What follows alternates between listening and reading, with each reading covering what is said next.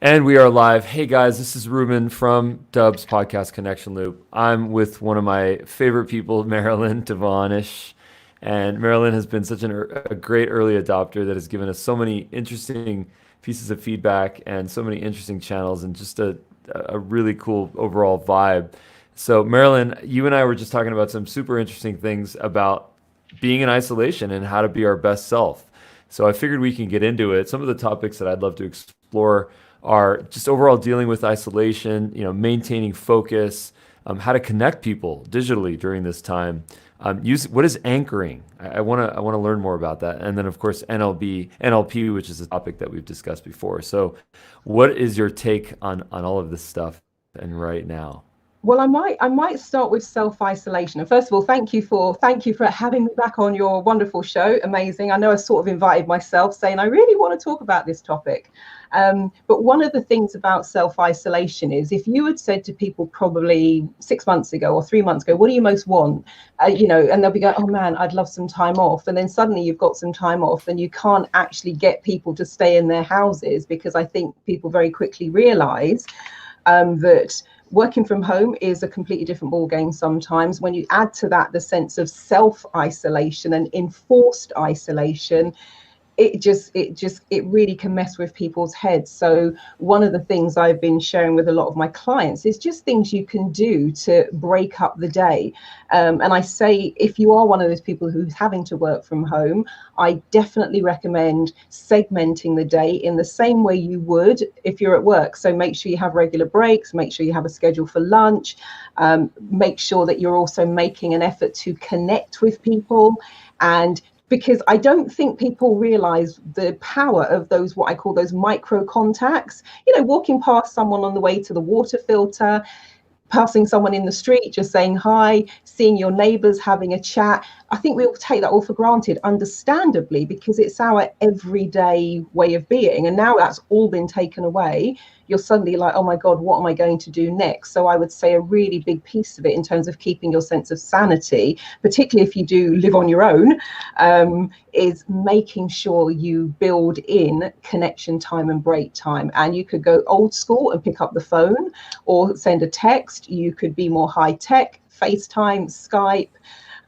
Also things like Wait, wonderful I'm platforms sorry. such as Did Dubb. you say pick up the phone? I did say you could go old school and pick up the I phone. don't know what that means. What is that? Wait, you can make a call on a phone? What?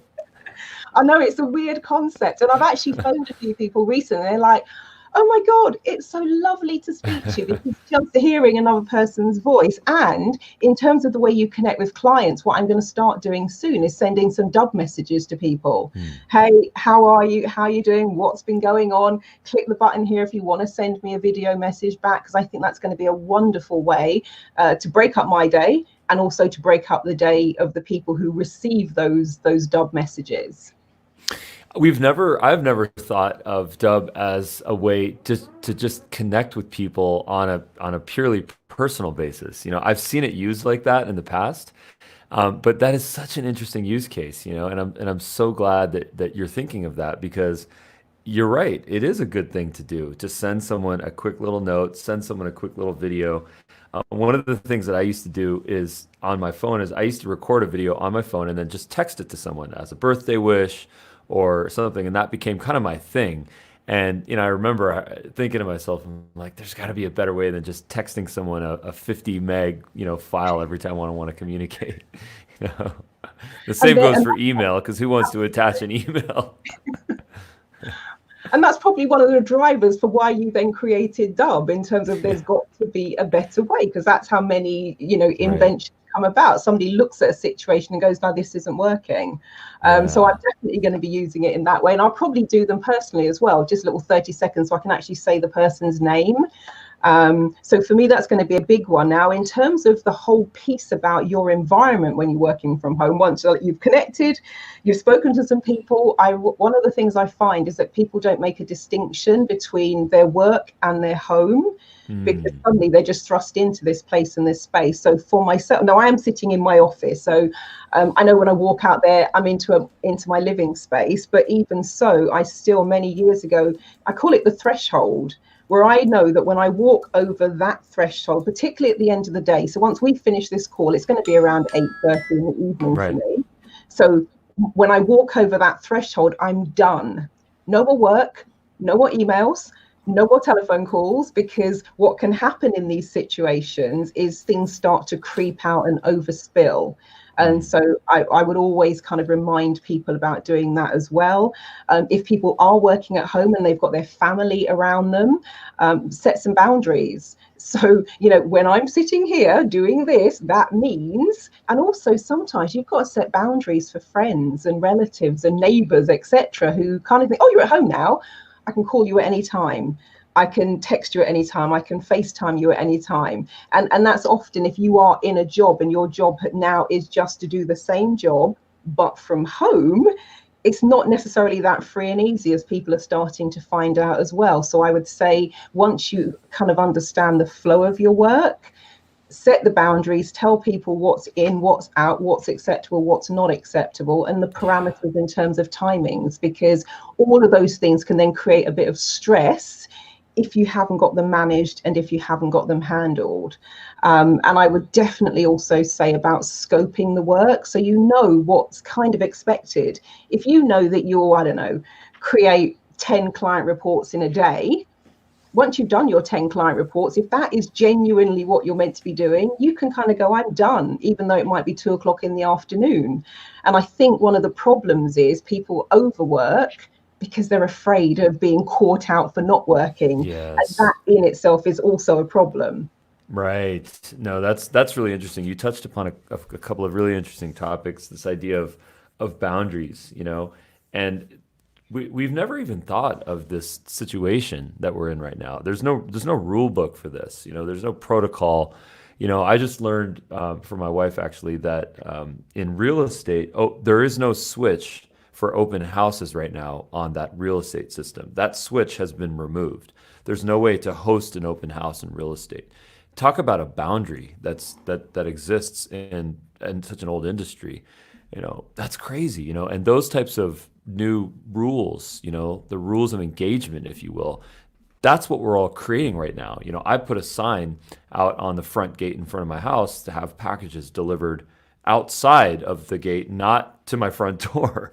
And, I say that with empathy and compassion for the person that has to deliver that package. And I'm so thankful that they're still working. But at the same time, it's a new rule of engagement, even talking to neighbors and, so yeah, doing boundaries within the people within that building that you're living in right now, that's important. How do you conduct that conversation? How do you make that fun?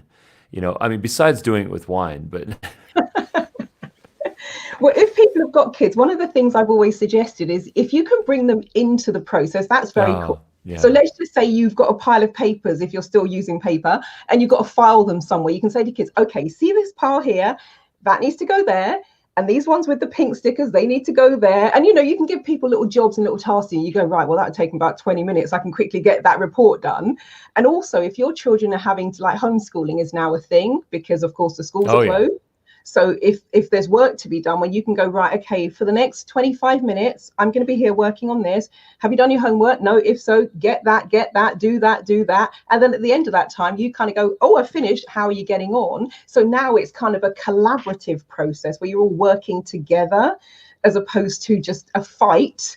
I would say, make it productive, bring people into the space. And also, I remember when I was at work years ago, we used to say, talk to the hand because the face isn't listening. And you can find your own I love that one. Your little funny, so somebody walks up to your desk, all you had to do is go like this. And they know that means not now. Right. Not now. And also, I would say, like, you kind of put the sign up outside. Sometimes you can have fun signs that you make at home, open, closed, give me 5 minutes. Is it really important? And really is written in massive letters. And then you just have talks about, and actually, if we can all do this thing, it's going to be better for you as well, because I'm going to be in a better mood.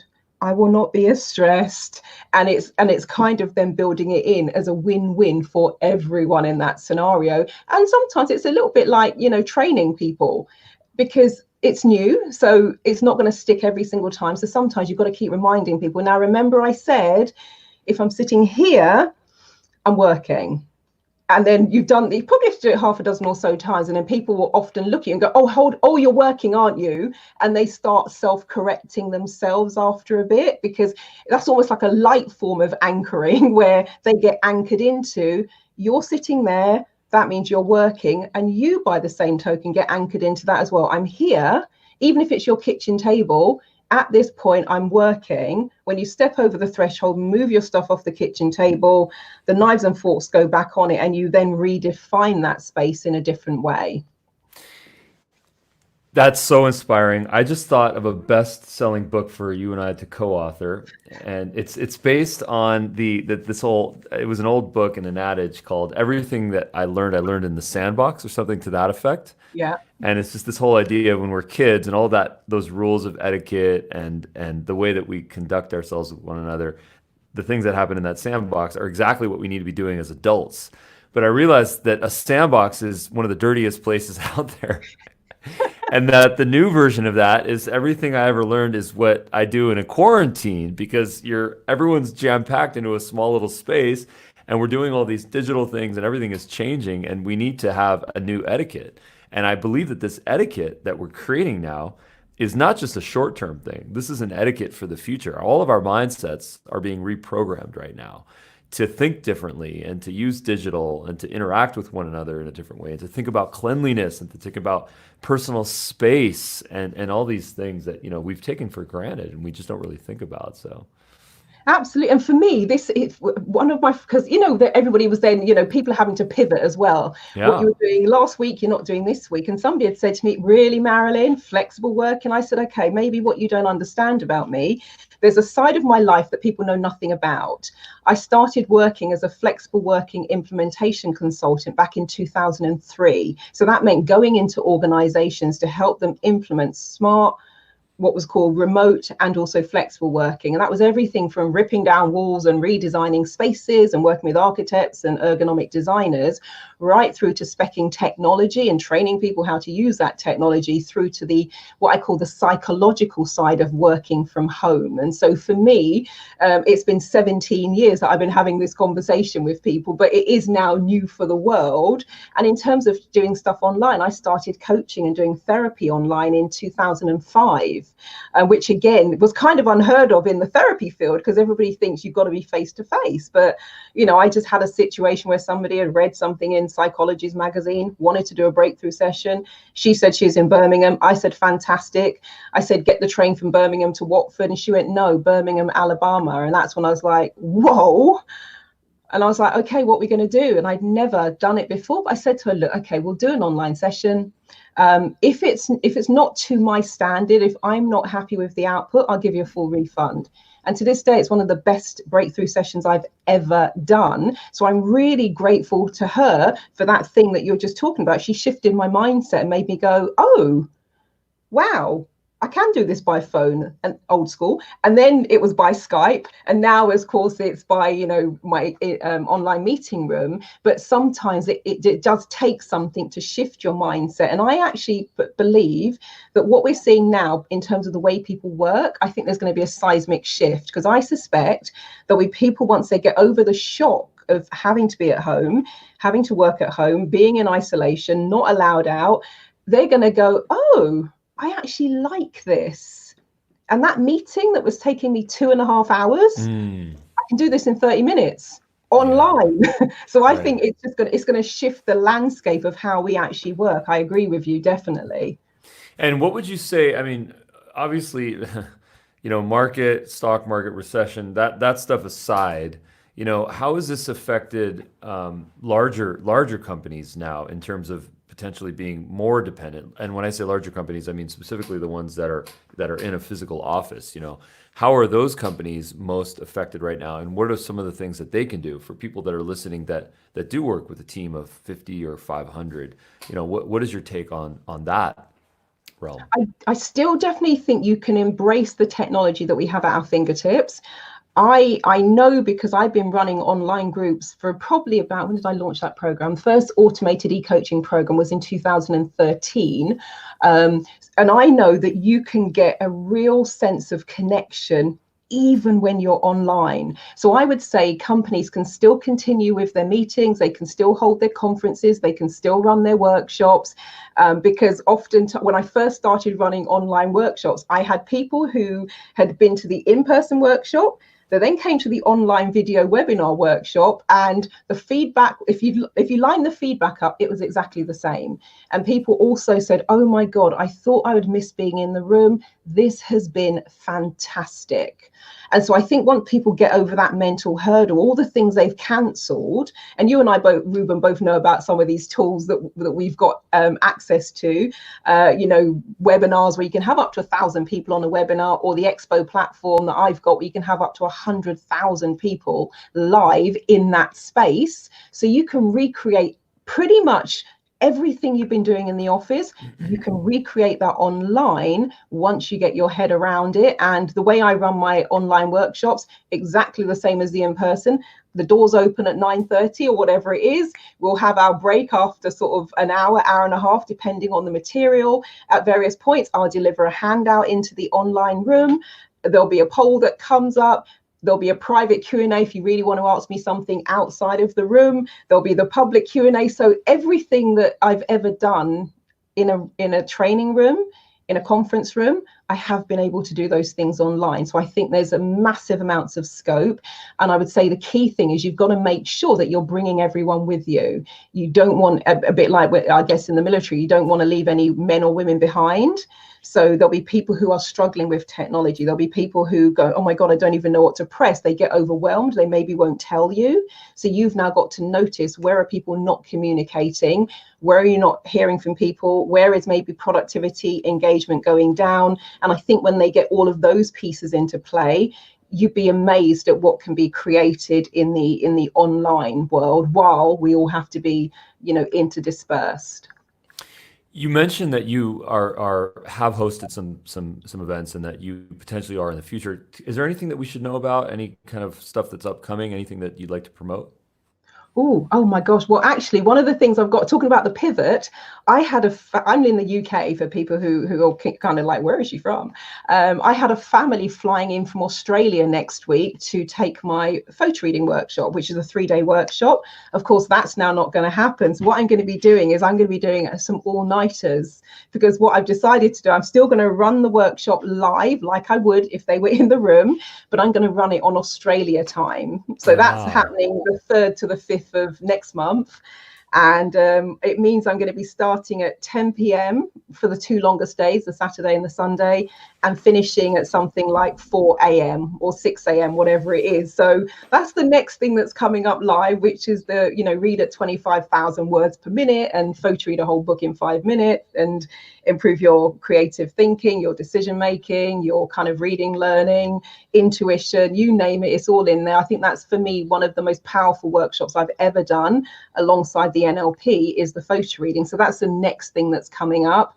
And then where I'm kind of putting my focus and attention is then looking to see what I can do within organizations where they do still want to train their staff, they do still want to do their appraisal meetings, and then seeing what I can do, number one, to host for them, and also doing briefing sessions for the staff so that they can get their head around this and put some good protocols and measures in place.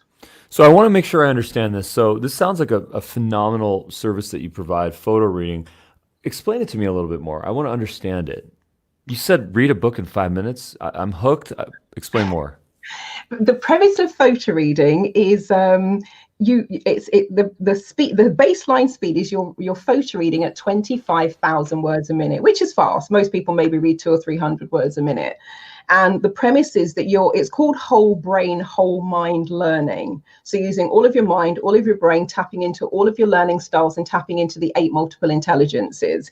And that enables you to be more of a sponge for information rather than our traditional way of reading every single thing word for word. Because when you do that, there's the primacy and recency effect. And probably once you've read 30 or 40 words, you've either forgotten the first words, forgotten the ones in the middle, or forgotten the ones at the end. And so the premise of photo reading is you're turning the pages at the rate of 1 second per page.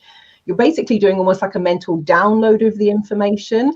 And then once you've got all of the book absorbed, you then go back to do this thing that we call activating it. So it turns traditional reading upside down and back to front and on its head.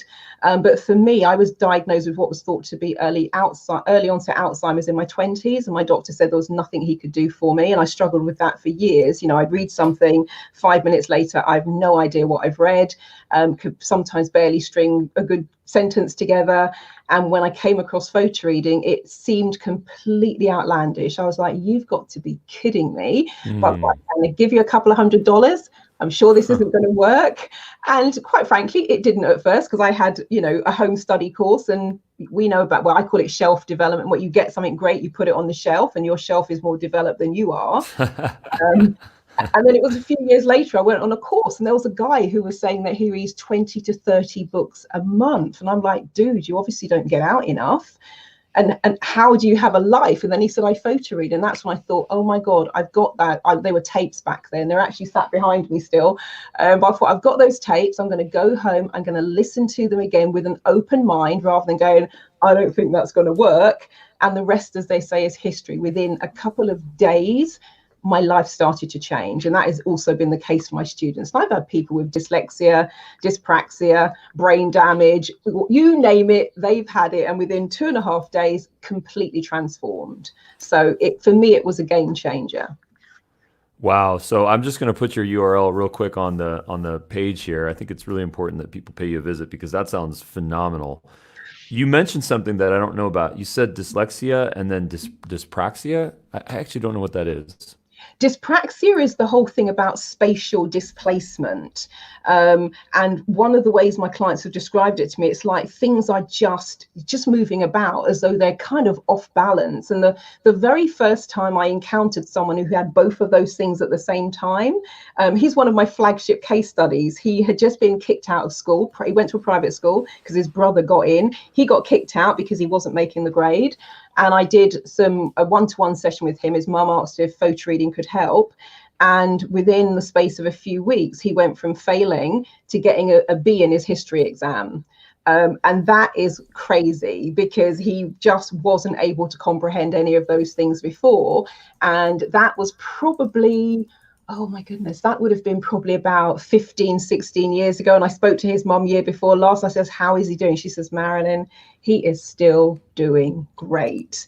And so it's been really fantastic for people who, one of the things about dyslexia, for example, they say that you have a roving point of attention. So your mind is here and it's there and it's there and it's there. And it's difficult to bring those are, you just described my monitors.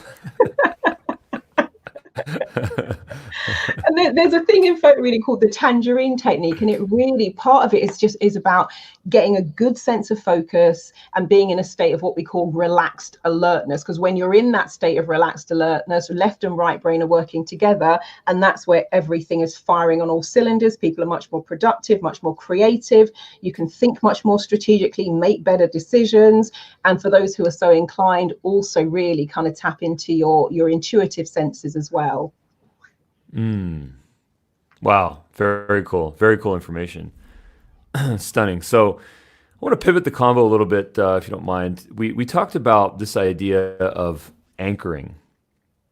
And I'd like to explore what anchoring means to you, and how that potentially could be some sort of a tool that people use for themselves during this time period and beyond.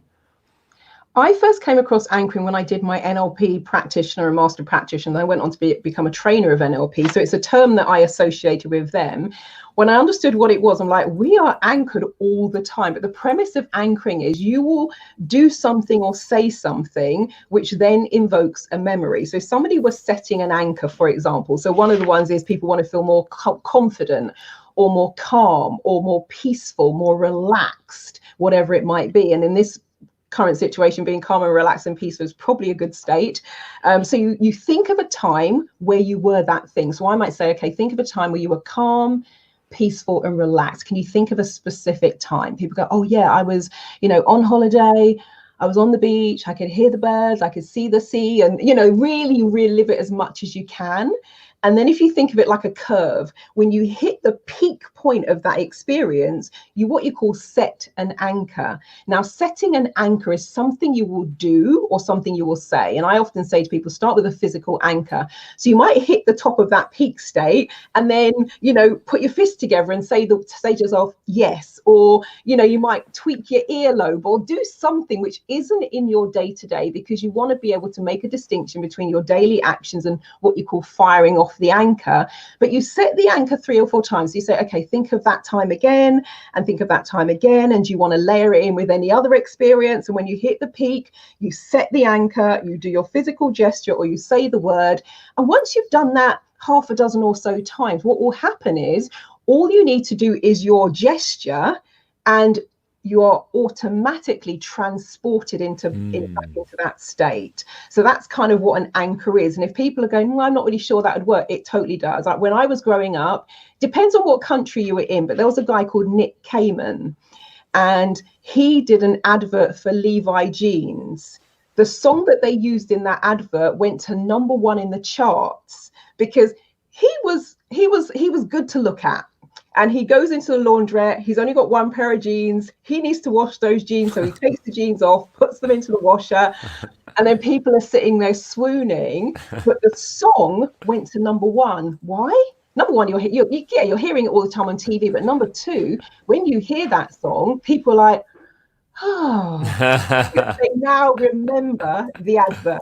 And so the music industry and the TV industry, the movie industry, they use anchoring all the time. Like Jaws, if you grew up in my era, you hear that music, automatically you're back into the state and you're like, oh my God. So it's used all the time. And I think a lot of the things that are used all the time, we as humans don't think to use them always to enhance our own lives. I think of jingles. I think of advertising jingles. When I hear that, it takes me to that place and it makes me think of a product in that case. And that's it. You're anchored into it, which is why so much goes into getting that right, both the visuals and the music. And when that's right, all you need to do is hear a couple of bars of whatever the song or the jingle is, and automatically you remember whatever it is it's associated to in your mind and the way that the advertisers have set it up. So help me to create an anchor here. There's a moment that I have in my life where I was scuba diving in Belize in the Great Blue Hole. It's called the Blue Hole.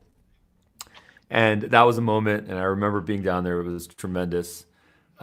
So what you're saying is to connect some sort of a physical gesture to that memory in my mind. Is that correct? And when you think of it in Belize, you would think of, how did you feel? What did you see?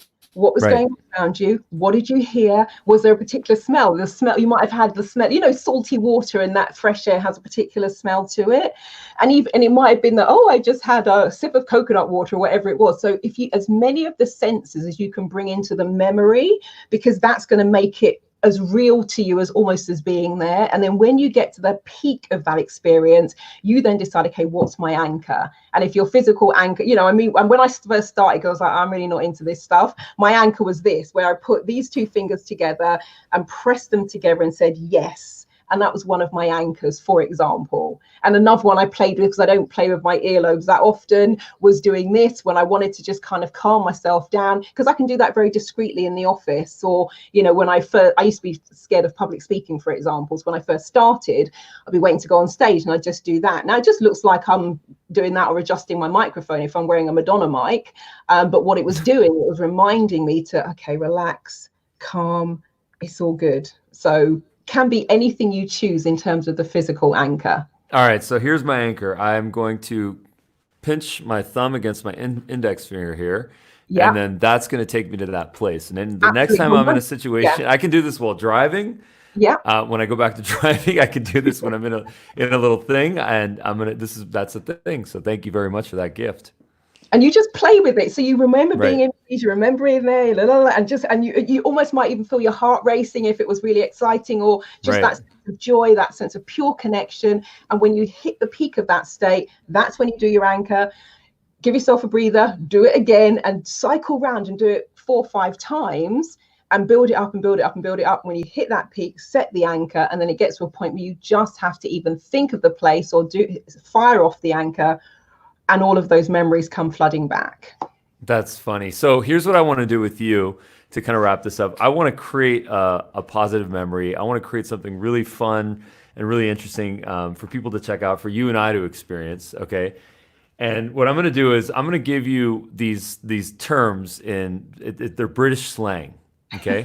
I think we all need a little bit of positivity right now. You know, we need a little bit of a break from all the noise that's happening, you know, just for this minute. So I'm going to give you kind of, if it's okay with you, I'm going to give you some slang terms, some British slang terms. And then I just would like for you to explain what those mean to us, okay? So are you in? Oh, go on, go for it. All right. So what does it mean to cock up?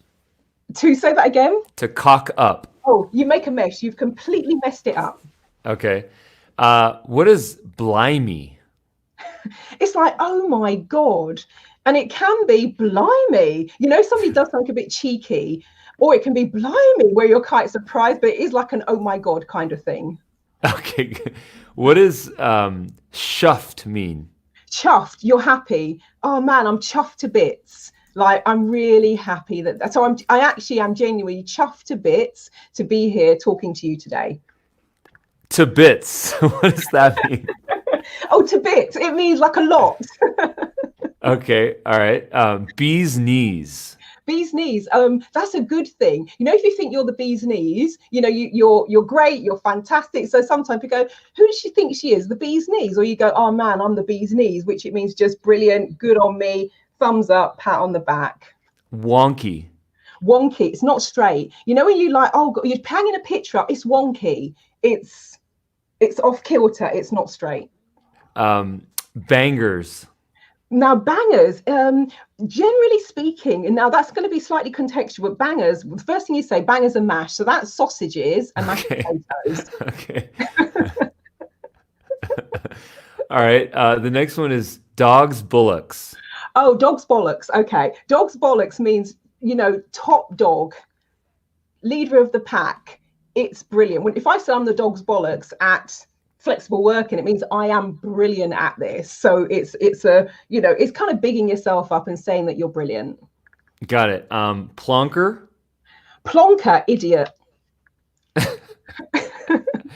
And the last one is toff, a toff, T-O-F-F. A snob, upper class. Like the people who might, well, I was going to say not so much now because I know we have much more diversity, but when I was growing up, the people who maybe went to private school, Eton, Cambridge, etc., they're the ones that you would say were toffs, you know, wearing the bowler hats, etc. So good. That was a memory. And I learned a lot. I feel like I just learned a new language. Oh, Ruben, that's crazy. But yeah, that was cool. Well, Marilyn, thank you so much. I'm going to put, once again, your website up on here. I know that you're active on all social channels. So I've seen you on LinkedIn. I've seen you on Facebook. I've seen you on Twitter. We're connected on all of those. So I encourage everyone to go check out Marilyn Devonish on all social channels, and then websites right there.